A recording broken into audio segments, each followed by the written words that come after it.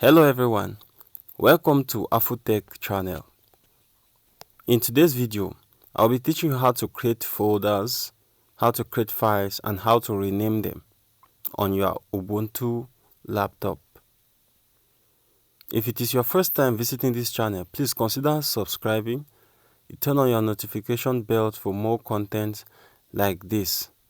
And without any further ado, let's get started. So to create a folder, you right click on your screen, you come down to create folder, you click on it, then this little window open up, you rename your folder. Let's write a manual, you click create, there you go, it is created. Then you open it,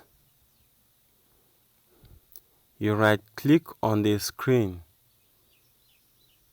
you come down to create document, you hover over in there, you come down to empty file, you click on it, there you rename it. Let's write something like Emma, there you click create, there you go, the file is created. Now if you want to rename the folder, you right click on the folder, you come down to rename, then let's rename it to team, click rename. Okay, as you can see, the name has changed, and you repeat the same process for the file if you want to change the name of the file.